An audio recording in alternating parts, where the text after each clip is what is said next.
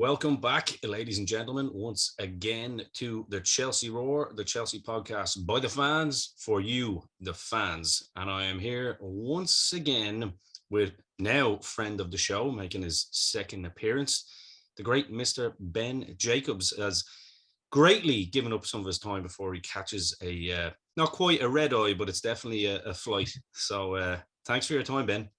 Yeah, always a pleasure. 2 appearances, 1 away from the hat-trick ball. Absolutely. One away. Hopefully it'll be better news the next time you're on. But obviously people know you by now. So we've given your background on the first show. Now it's kind of we're, I suppose, knee deep in transfer season. Obviously by the time this airs, I think we've got 10 days to go to the first Premier League game. Clubs are doing business. Some clubs are just constantly, repeatedly linked with players and monitoring and viewing and all that stuff that the Twitter land hates, the words that they hate hearing. But I suppose since the last time we talked, there was a number of targets that we talked about, and rightly so. You had mentioned players that we were linked with. Some of them we haven't gotten, some of them we have. So what have you thought about Chelsea's business so far? Obviously one player that you pretty much guaranteed was going to happen and was nearly done at the time was Raheem Sterling, but then you had also mentioned De Ligt. He looked to be quite close to Chelsea. All of a sudden, Bayern come in, and he chooses to go there. But then, out of left field, we get Kalidou Koulibaly in, who you'd also mentioned that Chelsea were looking very strongly at as well. So, what have you thought about the kind of 2 signings so far and Chelsea's pre-season, I suppose, if you want to call it that? Do you know what? The 2 signings isolated are excellent. They're tremendous players. Sterling's a great fit up front. Koulibaly, one of the best defenders in Serie A. And as you say, Chelsea were always very much interested in Koulibaly. The challenge was persuading Napoli to sell. They were able to do that. So if you only take those 2 and don't compare against the outgoings and the heavy defeat to Arsenal, you start thinking 2 in, few more, good window. But it's the fact that there's such a period of transition at the football club that 2 is clearly not enough. And that's why by the end of the window, I think Chelsea will have a minimum of 5. And it's been a battle to find the right players, particularly defenders that are available for the right price and can do a job. And I think that the volume of names down to the fact that Chelsea were always looking for a minimum of 2 centre-backs and probably 3 defenders. So overall, it's a period of transition. There's clearly frustration. Thomas Tuchel has made that clear. And I'm kind of torn on how I judge that, because usually when a manager is frustrated, they can distance themselves a little bit because they're not the sporting director. They're not in day-to-day recruitment. They're focused on pre-season. But with Tuchel, he's got added responsibility. And the pro of that is that he wants it and he has more say and autonomy now than ever before since he's joined at the football club, and probably more so than any Chelsea manager under the Abramovich era. Perhaps some would argue that Mourinho was able to put his foot down at times, but generally speaking, Mourinho, Buck, Abramovich had the say in the strategy, and the manager was consulted, but certainly didn't have autonomy. And now Thomas Tuchel and Todd Boehly have got a direct day-to-day, at times hour by hour, working relationship. And Tuchel, therefore, when he's frustrated, has to be frustrated at himself to some extent, because he is now actively part of the recruitment process more so than ever before. But I think that it's a mixture of things. It's 2 people in Boehly and Tuchel in particular that are still finding a working relationship. It's a transitional period. It's new owners. It's previous sanctions, all added to heavy travel that in hindsight perhaps looks inadvisable, and more travel to come. And when you add all of that up and you factor in players at the football club that probably would rather be at another football club and have always stated that but haven't got their moves, it's unfortunately a bit of a storm of unlucky, unfortunate circumstances that have stagnated the window. And Chelsea are now in a position where, regardless of the 2 that they've brought in, they need more before they can facilitate the exits and really get some stability. And I think everyone at the football club, including the fans, will just be delighted to be talking about a competitive football game and seeing how that goes. But isolated, Sterling for me, flagship signing, consistent goal scorer, focal point of the attack, bargain price. very similar in my mind to Jesus at Arsenal. Shrewd bit of business, a player that can really add energy on and off the football field and bring everybody together under this new ownership group. And then Koulibaly is just quality all over, barely has a weakness, versatile, composed, physical, and over the past few years has even added a little bit of an attacking aspect to his game as well. So those two signings are to be celebrated. They weren't easy. Sterling, more of a clear run. Koulibaly, lots of competition, quite a big task in convincing the player, and more importantly, Napoli to sell.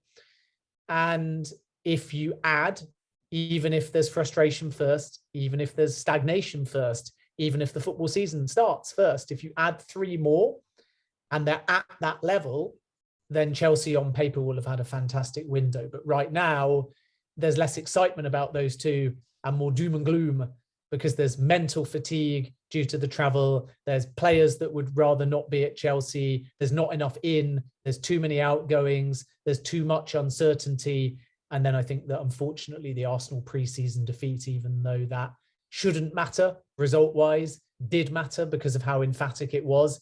And that's just underlined the need for more to come through the door. So it's a shame that happened because pre-season results shouldn't really have too much read into them. But the reality of the situation is when you have this much upheaval, incomings, outgoings, new owners, new board, end of the Abramovich era, that just creates sort of jitters all around. And that's where I think Chelsea are at the moment, and only a few Premier League wins and a few more names are going to alleviate those concerns. Certainly amongst the Chelsea part of the fan base that are most active and vocal on social media, although that's not necessarily to be reflective or read as representative of the entire fan base, but you can definitely tell on social that the mood has changed. Yeah, 100% I agree. I mean, I've had to block so many negative people and so many people that just, are coming out with ridiculous statements. I mean, to blame Todd Bowley and Tuchel on this, we're starting to see it deflect to Tuchel now, and they're nitpicking on, oh, he doesn't look comfortable here, always getting frustrated. This really is an underlying factor of the cons of the previous regime, that they brought so many players in on these ridiculous contracts, i.e. Ross Barkley, i.e. Timo Werner. I mean, Timo Werner, if he looks at himself in the mirror, definitely knows he has not earned that big contract that he's on. And I think I can understand Tuchel's frustration with Werner. I mean, I'm a Werner fan. Most Chelsea fans have really got behind him and given him a chance. So to come out with some of those kind of negative comments, albeit I'm not 100% sure. I don't know if anyone is of what they were, but I think they were along the lines of not being happy there, etc., etc. But I don't know what he can be unhappy about because he hasn't, definitely hasn't delivered the goods over 2 seasons now, that as much as you would expect him to. And I mean, with Raheem Sterling coming in, he's going to be your left wing option. He's the first name on the sheet up front. Timo was kind of playing out there, linked at times with Kai Havertz. Kai, and it looks like Armando Broja will be the two, I suppose, the two front centre forward choices, I would imagine, because there's kind of interest has cooled on the Broja side, I know, from West Ham. Is there anything you've heard on Broja? Would he be happy to stay if he thought he had a 50-50 chance of battling for a spot against Kai? Or? Well, part of the stagnation is down to the fact that if you're a player like Broja, Levi Colwill falls into this category as well. You want to know who's coming in because Broja can't assess and buy into his long-term or even short-term role at the football club until reality kicks in, the season starts, and he knows where he is in the pecking order. And if Chelsea were always looking for Sterling +1, then if that one is a Rafinha style player, Broja might be convinced to stay, but then he's hearing sleep and in a manner that is not realistic or feasible, but Tuchel admired Lewandowski before he went to Barcelona. Tuchel really liked Harry Kane. Who doesn't? Now, those names won't necessarily come in, but they're more likely to push Broja down in the pecking order. Sure. And then he thinks, well, will I get game time? And looks around at the amount of versatile players that can move across the front line. He's saying you've got Havertz, you've got Sterling, you've got one new attacker potentially coming in. Ziyech's still at the club, Werner's still at the club. And then before you know it, he's wondering where his place is compared to last season where he was playing a ton of games and scoring 6 Premier League goals. And that's where the player wants clarity because he's either got a future at Chelsea and he believes he did enough last season at Premier League level to be a part, not necessarily a starter week in, week out, but a part, or he feels like there's another opportunity in the Premier League and wants a permanent move. And that still needs more clarity and further conversations. Chelsea's position with Broja has remained very consistent, that they wanted to assess him in pre-season. Unfortunately, he was late out and then injured. So that's been problematic. So they've still really largely only got the spell at Southampton to go on in any consistent manner. But that may change over the coming weeks. So they're going to take their time. Broja will not be an outgoing before there is an incoming, in my opinion, in a similar kind of position. It's not just West Ham. West Ham have got Scamacca now. They could still be interested in another because Antonio needs support, but Scamacca makes Broja less of a priority for West Ham United, but not impossible. But Everton, Newcastle are circling. And I think in an ideal world, Chelsea would prefer to say not for sale, possible for loan, and then wait and see who they bring in. And that's where Everton with their finances might be able to move, and Newcastle are still desperately looking for some kind of support to Callum Wilson. But really the challenge for Broja is, what is his future at Chelsea? And if Chelsea cannot clarify that, I think he, more so than Levi Colwill, is likely to try and force his way out before the window shuts, because it's frustrating when you're a young player. It's all very well with Colwill, but he was at Huddersfield, and with respect to Huddersfield, it's a massive step up to then be a centre-back for Chelsea Football Club, especially in the big games if you're needed due to injuries or to come off the bench. But for Broja, he's playing under Ralph Hasenhüttl in a 4-4-2, really enjoyed that formation. So it's not just about the football club, it's about the formation, that if Chelsea up front are playing with a 1 and Broja is used to playing in a front 2 as one of 2 of the most advanced strikers, tactically, he may prefer another football club as well. And I think Frank Lampard might be able to give him that, because at Southampton, when he played, he was often on the left-hand side of a 4-4-2. And then you had Elyounoussi and Kyle Walker-Peters. So that's a lot of creativity and service down the left-hand side. And then to the right of him, it was perhaps a Che Adams. And then suddenly you rejoin Chelsea. And as you correctly say, if there's a 3-pronged attack with a 1 as the furthest forwards, that 1 is maybe Kai Havertz at the moment, and then you're talking about Sterling on one side, someone else on the other. Broja is not really a wide-sided forward, so if he's to be the focal point, it's a big ask, and he's not used to that because he's played in a 2. So he's been able to filter it slightly across from central positions to the left-hand side, and he's been able to move in the box because there's a clear service coming from the left-hand side. That's where he flourishes, and Thomas Tuchel is very unlikely to revert to a 4-4-2. He's quite possibly going to use a back 4 at times, and I think that would suit Broja a little bit better than a back 3, especially when you get that overlap. Because where Broja really flourished at Southampton was actually through Kyle Walker-Peters, who was playing at left back, and when he got into advanced positions and on the overlap, Elyounoussi was then able to run off defenders or pull them out wide, or those two were able to link up.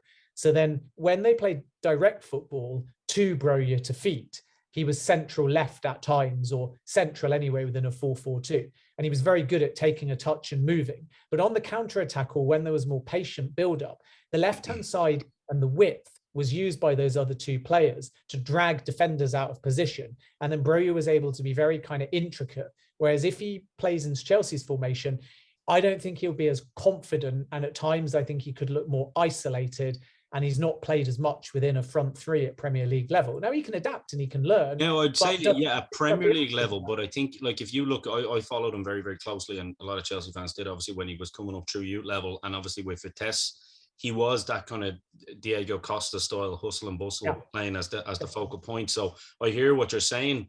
And I mean, I suppose some skeptical fans will say, well, look, he got 6 Premier League goals last year, and the second half of the season, he kind of fell off a little bit and played plenty and didn't score a lot. So, and he only signed a 5-year contract last year as well. So I think with a lot of these youth players, they've got to remember that, you know, there's no need to kind of, you know, excuse the language, but shit on the Premier League club that basically brought you up through the ranks. And then because you're not getting it your own way straight away, sometimes there needs to be a bit of discipline also brought in, I think. I agree with that. But I think this is where the old regime have been bad. So everyone knows what Abramovich did, the trophies he won. But if there's a history at the football club of a lack of pathway, and everybody looks at players, even if they're middle-aged footballers in football terms, so in their 20s kind of through to about 27, 28. Sure. You see a mixed bag. Some come through, some don't. Some careers get ruined by joining Chelsea. And I know there's lots of different reasons, lots of different counterpoints, and it's perfectly fair for a club that need depth and are competing on lots of fronts to want finished products. But fundamentally, there's other football clubs that are better at showing a player between 18 and 21, 22 that they have a chance and nurturing them. And then you get the loyalty back. So I think Broja's problem is just he needs to trust clarity, rather than hear the right words, but know from his time at the football club already that Chelsea don't always keep their promises with young talent. They get sold eventually. I think Broja's point is just he doesn't want to be back in a position where in 12 months' time, if he puts his faith in Chelsea, he's in exactly the same position. He doesn't want to stay at the football club and then find two attackers come in and then he's way down the pecking order and the window shuts and he's twiddling his thumbs on the bench, getting 20 odd minutes here and there against lower league opposition in a cup, or the last 15 minutes of a 2-0 game against a Southampton-style team when Chelsea are cruising. He is a streaky player. And you're right, back half of last season, not as potent as the front half of the season. Same can be said, by the way, for Conor Gallagher at Crystal Palace, and yet Chelsea fans are delighted to have him back in the setup. You can argue it both ways, but fundamentally, it's about if you're Broja and a Premier League club comes calling to the tune of 30 or 35 million or a loan deal, and if it's a permanent deal, can offer you better wages and regular game time, it's of appeal. And I think it would be of appeal to any young footballer, unless Chelsea can say, one day you will be absolute top class for Chelsea Football Club, playing week in, week out. Here's when, here's how we're going to develop you. Here's why we think our system is better than what you played under in Southampton. This is the amount of games that we think we can plan for you. You're going to be in our squad. You're going to be coming regularly off the bench. And by the way, if we buy anyone, that's not going to change because this is your role and this is how it will work. And we want to put our faith in you. Then you stay. But if Chelsea say, we don't really know what we're doing, we're not quite sure who the incomings and outcomings will be, you're just going to have to wait. Then I think Broja is perfectly entitled to say, why should I wait when I got 6 Premier League goals last season? I played 30 odd plus times, I think anyway off the top of my head. Everton are calling, West Ham are calling, Newcastle are calling. Thank you very much. I'll double my wage. I appreciate what you've done, Chelsea, but now it's time for me to fly the nest, as Tammy Abraham did, as Romelu Lukaku did when he was at Chelsea the first time on loan. And in doing that, score for fun. And I think that's what he sees, because that's the history of the football club. He doesn't see Tuchel's vision tomorrow. He sees what happened to Abraham, what happened to Lukaku, what happened to other people in his age group at Chelsea that have perhaps already flown the nest or it hasn't worked out for. And I think he just doesn't want to hedge his bets at this point without guarantees. And I can understand that from Broja's perspective, to be perfectly honest with you. Yeah, no, 100%. And again, I think these are the sins of the forefathers, you know, and I think we need, as Chelsea fans and even media, I suppose, to give him a chance of getting the right people in. That, you know, we know the importance now of getting a director of football in, which is going to happen. We know that the backroom changes that are going to happen. So it's going to take a season or two to see what changes are actually implemented, and then seeing what comes to fruition, if anything. But moving on a little bit, and also I just want to add the 5 subs next year is a big thing for players as well. There's going to be a lot more chances. Right, so the next kind of second last thing we're going to do before we try and finish up on a positive.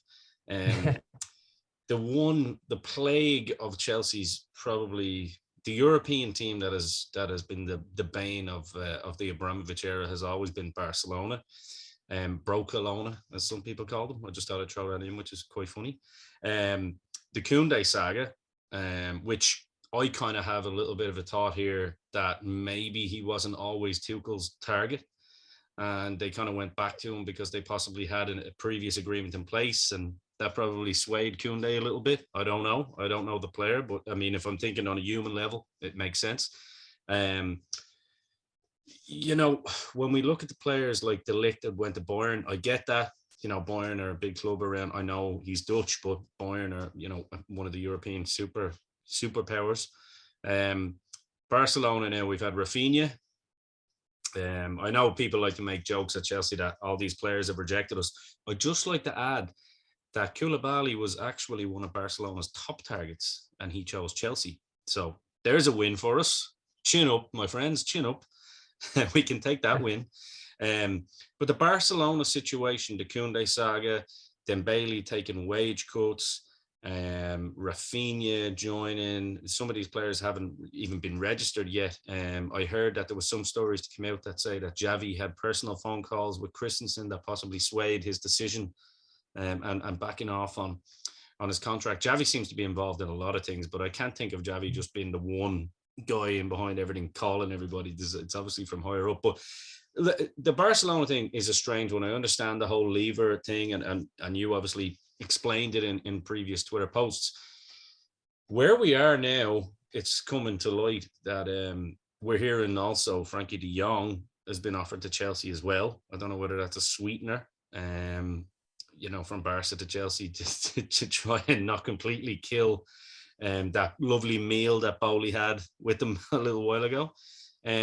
Talk to me a little bit about these kind of U-turns from players and, the ramifications for Barca if they cannot get some of these players off their wage bill, especially De Jong.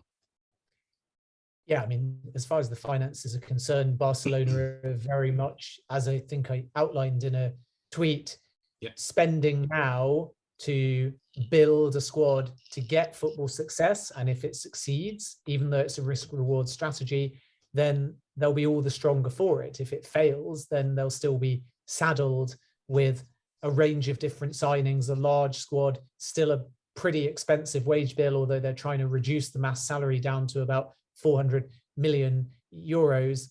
And it is all contingent on Xavi's shoulders, which is why he's been so involved in the transfer window.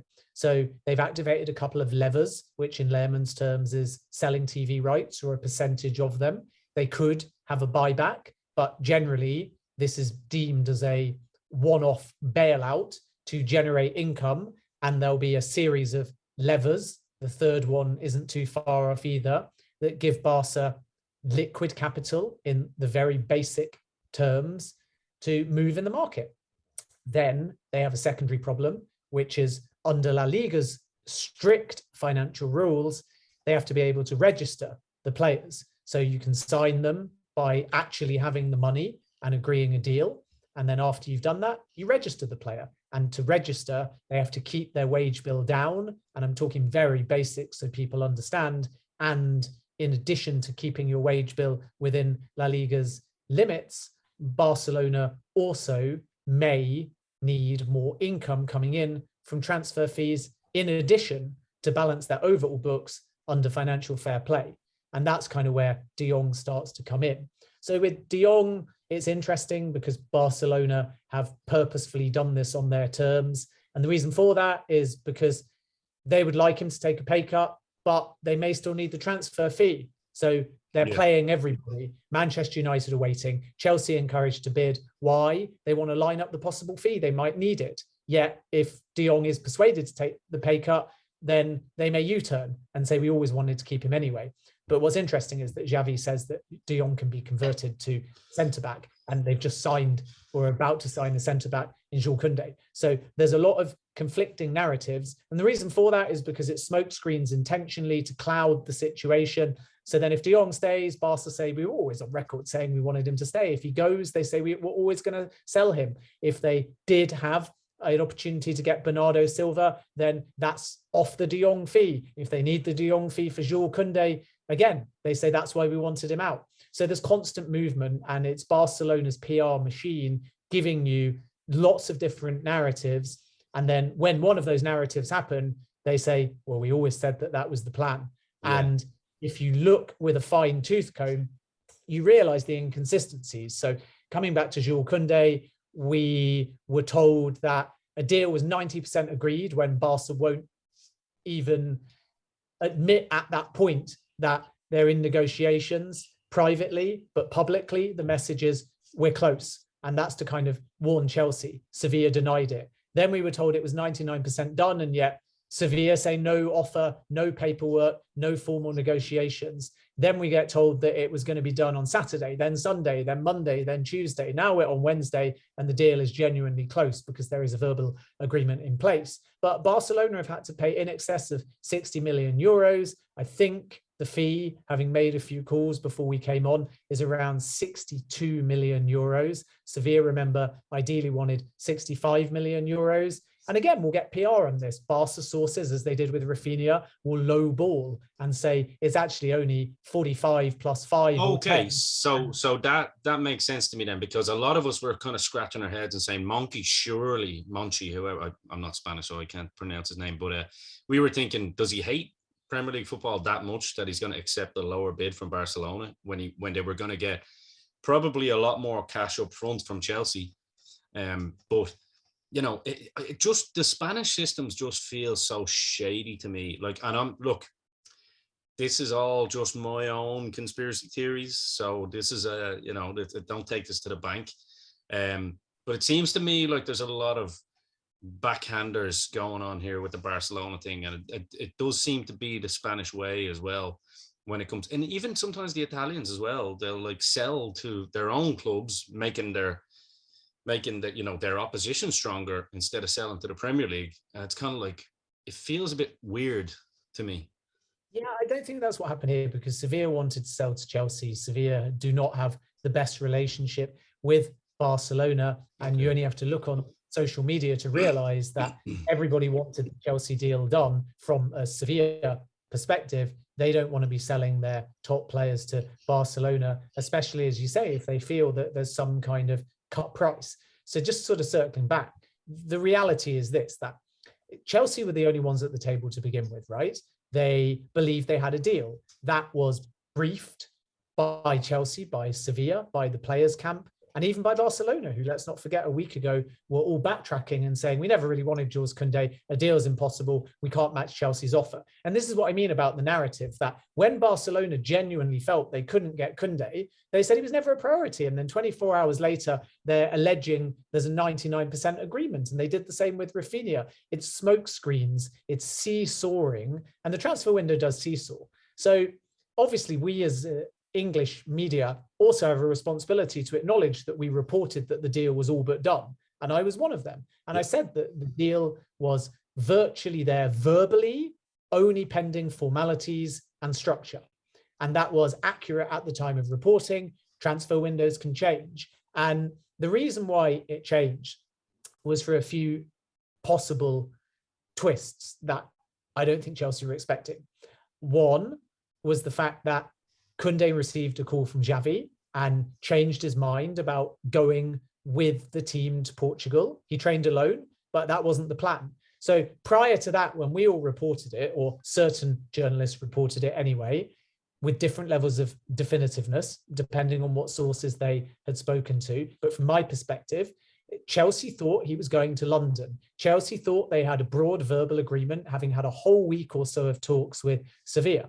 Chelsea thought that around 55 million could do it, probably paid in 4 installments, although there's a few competing narratives around the payment structure.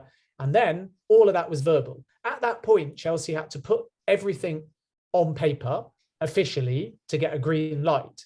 Yet in that gap, Barcelona re-entered the race. And then Chelsea never moved. And one of the reasons Chelsea never moved is because they were aware that Sevilla could either use 2 clubs for a bidding war, or it was intimated to Chelsea by the Koundé camp that he was going to wait for Barcelona. So Chelsea turned their attention to other targets. And naturally, that twist also needs reporting. So people will say, well, you were wrong. You jumped the gun too early and you'll get a load of abuse. But the reality of the situation is that so many people, different publications, different sources, all were on the same page. It was either going to happen, expected to happen, set to happen, would happen. It was either pending formalities. It was either just awaiting a final green light. Chelsea were confident. Chelsea were looking at properties. He might live in Lukaku's house. And this doesn't come, by the way, from Chelsea PR. And a journalist will never tell you their exact sources, but I can tell you from my perspective that I got the same message, which is very rare during the transfer window, from a Chelsea source, from a Sevilla source, from a Barcelona source, and that's the most telling one, and from a source close to Koundé. And then 2 hours later, he changed his mind. So that call by Xavi was really important. And always leave the tweets up because I like people to see the narrative. Of course, it will get destroyed. Of course, it will get retweeted. Of course, it doesn't help when everybody likes to just gloat and celebrate, and that's fine. But I think it's a bit cowardly as a journalist when you stand by your reporting as of accurate at the time to delete it. And Yes. now everyone will have a lot of fun with it. And that's absolutely fine. And it's up to you. You can listen to me, you can not listen to me, you can hear me across America, or you can not. You can read the work when I choose to write. I'm a broadcaster, remember, by trade, or you can follow my threads on Twitter. But that is your choice. And as long as you're respectful about it, there's no problem, whether you think I'm right or wrong, whether you trust me or don't. But I think it's when it gets personal. No, banter is fine. Banter is fine, but I do not, you know, we all get banter. We understand the world of social media, but at the end of the day, you know, I'm of the opinion that if you're going to be pissed off with anyone here, be pissed off at the player. Do you know what I mean? Be pissed off at Javi, you know, and you know, not even Javi. He has a job to do, but you know, just don't abuse. One thing I would just add, though, one thing I would add, which is really important, is that the way it's played out has been billed as Chelsea being hijacked by Barcelona.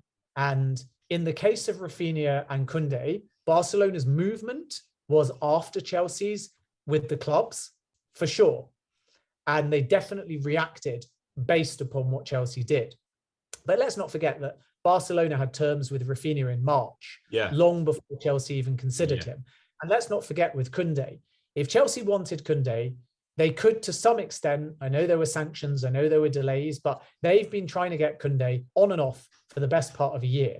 And it's interesting that Chelsea's now spin is that they were never that convinced. He was maybe too small. And that's just not entirely the case over the last week, because from a negotiation point of view, they committed. But it's absolutely the case from a football point of view. Because if you look at the narrative, they tried, they didn't get him. They tried again at the beginning of the window, they chose another target.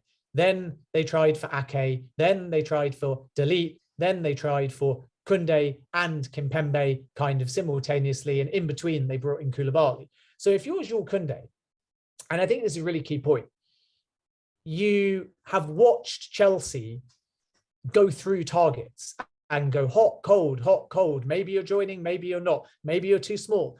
Perhaps you're a fit. Now we're going to bid for you. Now we're not going to bid for you. The door was never shut, but Koundé was never given that attention and priority because Chelsea were looking at so many targets. And that's nobody's fault. That is just the reality of the window.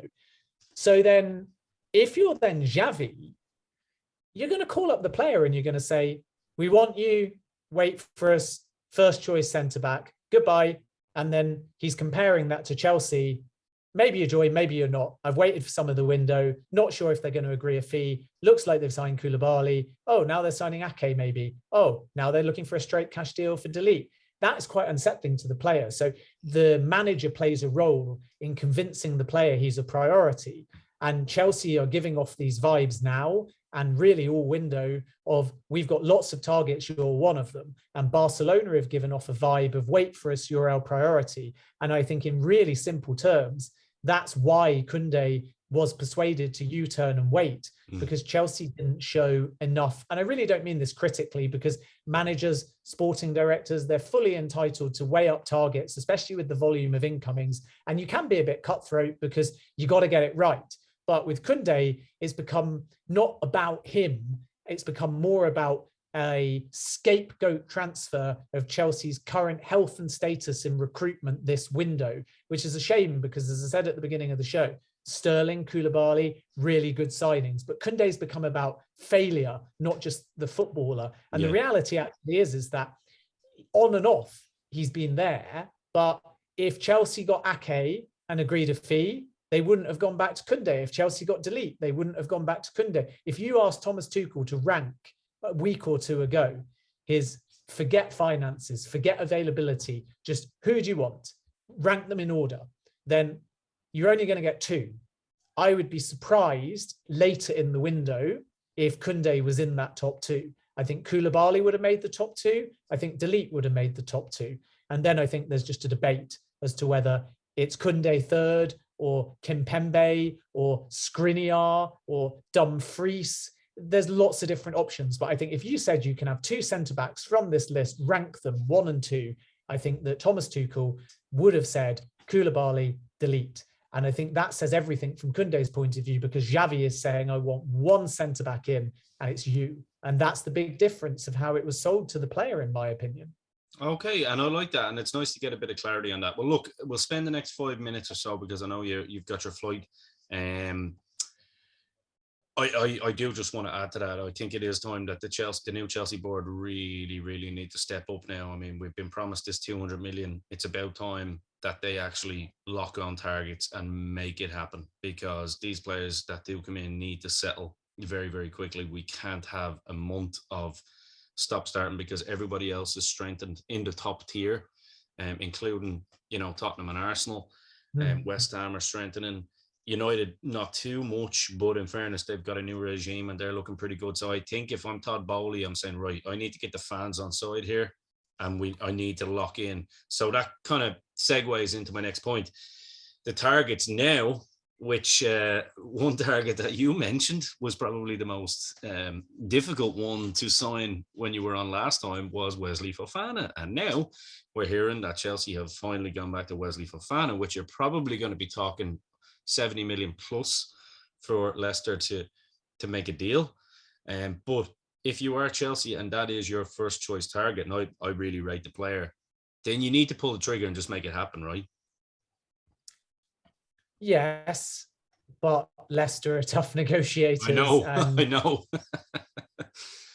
One of the challenges from Chelsea's point of view, and I know I keep saying challenges, so it is a bit doom and gloom, but they've got to make that 250 million, even if you were really optimistic, 300 million work divided by 5 or 6. So don't fail to factor in Sterling at almost 50 million all in, with a fee of about 47.5 million plus Koulibaly. So if you spend, let's say, 85 on Fofana, because that's what Leicester hold out for, then you get the player that you need, and it is a necessity, but there's probably not the money left for a De Jong if you chose to move, or a top class attacker within 250 million. So he would become, financially speaking, the marquee signing that eats up, let's just say for the sake of it, a third of the entire transfer budget if he was priced around 80 million.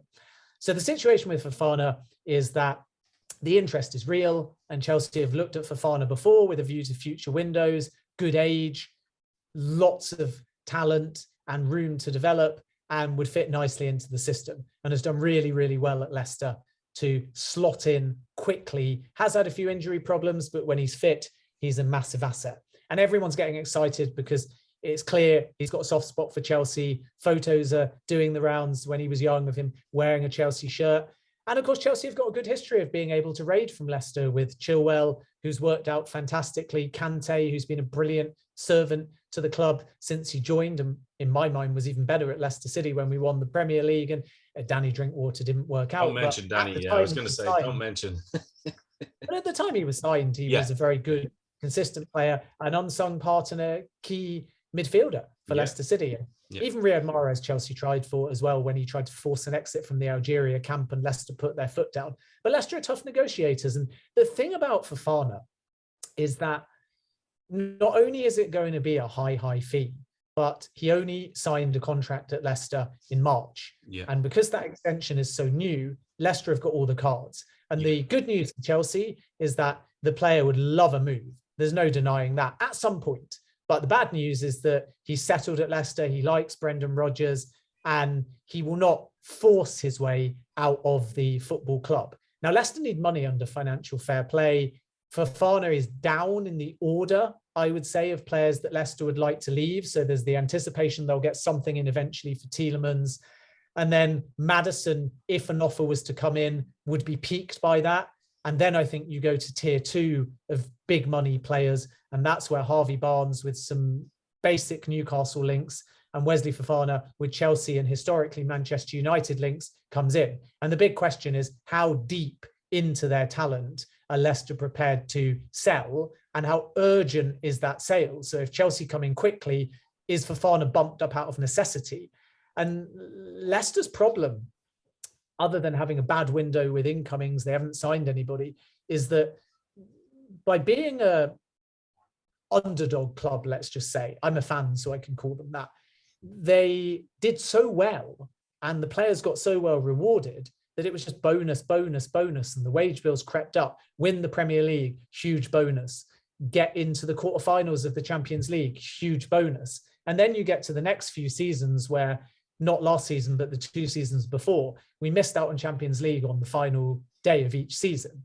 So you think, well, okay, that presumably means that there wasn't massive bonuses, but quite the opposite, because we're Leicester City. So qualifying for Europe has a bonus. Finishing in the top half of the table has a bonus. And it's not like Manchester United, where you can say, could you take a wage reduction if you don't make Europe? You're Leicester City. If you finish 8th and go on a cup run, you've had a phenomenal season. So the wage bill, particularly for some of the longer standing players, needs alleviating. They've got to get in some funding. And that means Fofana to Chelsea is not impossible, but it's challenging, because 70 million is the minimum that Leicester will even entertain. And that doesn't mean they'll accept it. That just means that you're at the table with Leicester City. So Chelsea's interest is real. We'll have to see how it develops. And it's funny because I got slammed yesterday for reporting all of that and retweeting something from a month ago, when I think I was about the first to report 70 million minimum. You said it on this show as well, yeah. And I've told you that for a month. Yeah. And then I get told that's not new news. And it's like, well, it's not new news because I gave it to you a month ago, and I retweeted it only because what was interesting, and it's not about tooting your own horn or anything like that, but it is amusing that now it's being reported as new news that Leicester may hold out for 85 million and 70 million is the minimum asking price. And of course, people are going to the same sources and getting the same information. So I'm not saying it doesn't have a place, but this hasn't moved. Leicester have all windows said the same thing. But the reason why I retweeted it is nothing to do with, I told you a month ago, because I don't believe a journalist should shout and scream and gloat. We're messengers to give you information we need. We're not smug and there to shout and scream about being first to anything. We're just trying to give you what we know on behalf of our organizations in the most balanced way that we can. And 99 times out of 10, whatever fan bases think, there's very rarely a bias or an agenda, because you get your information and you report it in an honest way and you try and be as accurate as you possibly can. Then it's up to others to judge. But with Fofana, the reason why I retweeted that was because Fofana liked the post, and that is normally very telling. And he's not liking it because he's going, cool, I agree, I'm worth a minimum of 70 million. He's liking, in my opinion, the part of the post that says Brendan Rodgers does not want Fofana to leave. He is happy at Leicester. That's the part of the post I think he is agreeing with through his like. So this again tells you a really key point, which is Wesley Fofana, if he thought a move to Chelsea or anywhere was imminent and wanted it, wouldn't have signed a new contract in March.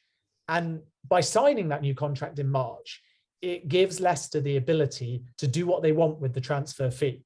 So the simple point here for everyone to remember is, yes, Chelsea could well bid for Fofana. Yes, Fofana would be brilliant for Chelsea. And yes, Fofana may well love a move to Chelsea, and even imminently. Why wouldn't you? Because Leicester haven't got Champions League football. It's not London. We've got a great training facility, by the way.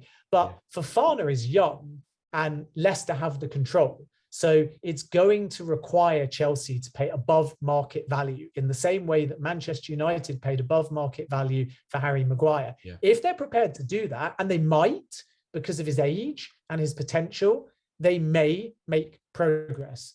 But this is going to be challenging because he's not top of Leicester's list to sell, and they will charge, come what may, above market value. And that Chelsea need to be clear on should they enter into direct negotiations with Leicester City.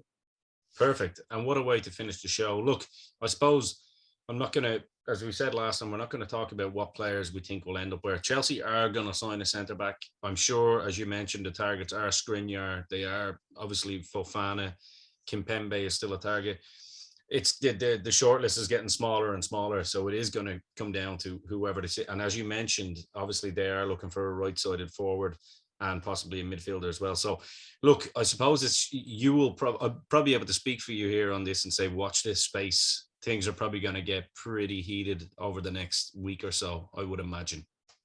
Yeah, I mean, there's two junctures. There's the time before a ball is kicked, and then everything calms a little bit. And if Chelsea win their first few games, there'll start to be a confidence in not what they've got, but at least the ability to be competitive. Because right now, the Arsenal results warp things, and fans are not confident, in my opinion, as a majority view, that Chelsea have got enough to narrow the gap on City and Liverpool, especially when you consider the windows they've got. So then you start looking over your shoulder and saying, yikes, Spurs have had a great window, Arsenal have had a good window. Is there a danger that at the moment on paper we're fifth? And then what if Manchester United make some late signings or improve under Eric Ten Hag? They could still end up, if Ronaldo stays, having 20 plus goals from him. Who knows? But I think there still has to be an appreciation that what Chelsea had last season, albeit with Rudiger and Christensen, and to a lesser extent Lukaku, because I don't think you can exactly call him integral, that core. So I'm really talking about players like Mount and Havertz, Silva, and Silva, and Mendy and James and Chilwell when he's fit. Those players put Chelsea as a spine still, despite a little bit of a wobble down the home stretch, comfortably above Tottenham and Arsenal week in, week out. And therefore, just adding the goals of Sterling and the Koulibaly experience and versatility and all-round defensive capabilities, for me, should still be enough for Chelsea to start the season positively. It's not enough for the season. It's not enough for depth. It's not what Chelsea fans want. But is it going to put you fifth, sixth, seventh? Is it going to have a bad start? Is it going to get you hammered in a competitive game against Arsenal? I don't think it is. And that's why pre-season isn't reflective. And I always like to say this because it's a little bit geeky. When Arsenal Invincibles had that incredible season, they began pre-season by losing 1-0 to Peterborough, and they drew their next two games. And the fan base went crazy. And then they went on to not lose a single game all season. And Chelsea are not going to do that. But with a few more signings, things will look a lot more positive. And the money's there. So they will spend more in this window. So I think there's two junctures, like I say. There's the rush now before game one. Can they get one more name in just to kind of settle things and add a bit more depth? And will that allow them to let a player leave? And I think that's where defense is key. Can they get Azpilicueta and or Alonso out in terms of two players across the whole squad, I mean, but specifically Azpilicueta as that defender? And then can they replace him or bring in another centre-back? And then I think Alonso's future will be revisited at a later date. So I would expect him to be more likely at this stage to start the season. And then from there, you breathe a little bit. You watch how your team does. We don't only talk about the window then. We actually get to talk about football and assess things on the field and get excited by goals and wins. And then, of course, you've got a month. And then really after this next 2 weeks, it's not a daily, a weekly rush. It's then a month where if you've brought in one, you need a minimum of two more. If you brought in zero, you need three more, maybe even four. And that is the kind of part where deals get done quicker, because it's not just about what some people term panic buying. That's not reflective. It's also about the fact that the buyer and the seller know that they're running out of time, and the seller may want another player. So it's actually more collaborative push to getting a transfer done on mutually agreeable terms, because it's in everyone's interest. Whereas right now, a selling club that Chelsea want to deal with, it may not be in their interest to sell. They may want to delay. They may want to wait. They may want to get in a replacement. They've got the time to do that. And that's why this part of the window is more frustrating. So I think that's the good news for Chelsea, that deals are actually easier in August than they are in July. And they're easy in the early part of June because you're planning and you know what's achievable and like lower hanging fruit because you've worked on it. Then they get harder and harder and harder and harder and harder in the middle part of the window. And everyone's traveling and everyone's doing a balancing act and not everyone's got in who they want. Then the football season starts. And then again, they get a bit easier and a bit easier and a bit easier. And then you get to that final few days. And that is when I would term it a panic buying period if you've not got who you want, because you have to be decisive because you know that it's sort of stick or twist. So we're actually in a very stagnant part of the window where a lot of selling clubs have got leverage because there's still a fair amount of time left. And it's just worth bearing that in mind, that it will get easier in the next week or two, but specifically much easier in the first 2 weeks in August. Perfect. What a way to finish out. And Ben, you always bring the smiles to the faces at the end. Forget the I try. naysayers. Forget the naysayers. Ignore the tweets. Have a good flight and stay safe, my friend. And I'm sure we'll make it a hat trick in a couple of weeks when you get to come on and say, "I told you so." When the fans are a bit more uplifted as well. Yeah, I mean, I never say I told you so, but I wish No, I'll Chelsea do that. well. I'll do that for you.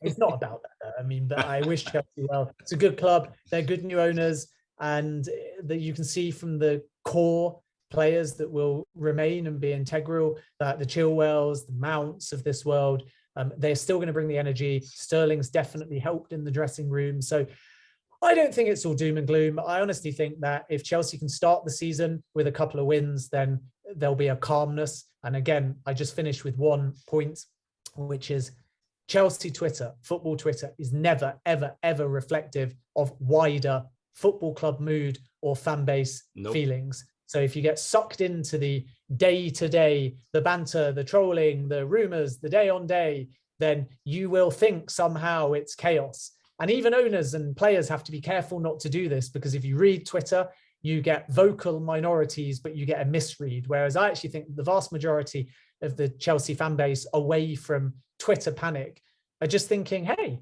new era. They're doing all the right things. They're saying all the right things. There's a natural appreciation that it might take another window. There's a natural appreciation that the previous window had sanctions and the Abramovich transition had problems. So of course Chelsea were going to be a little bit behind. Everyone knows there's no sporting director, but I think that if I was a Chelsea fan, I'd be saying, I like Sterling, I like Koulibaly, so there's not enough in, and I'm worried about the outgoings. But when they bring somebody in, I'm really excited by those names based on the two that they've landed so far. So then if they add a third of that quality, you start to say, that's three really good names. And then if they add a fourth, you're like, wow, when we do sign, we sign well. And signing well is much better for a club like Chelsea than signing to volume and finding that the players that are brought in are uninspiring and don't add anything. So I think this is why Tuchel is being quite picky. And let's hope that Chelsea are able to pick up in the market and have a really good season. Perfect. And you know what? I'm still waiting on that Chelsea Roar follow back, Ben. And you'll see a Chelsea fan who actually grills people for everything that you just said there about panicking and stuff like that. So I second everything you said there. Listen, have a safe flight, my friend. And I'm sure you'll probably come on in a couple of weeks before the new season, and we'll be able to get some more updates by the great Ben Jacobs. So thank you very much for coming on. All the best. Pleasure. Take care. Absolutely, my friend. Take care.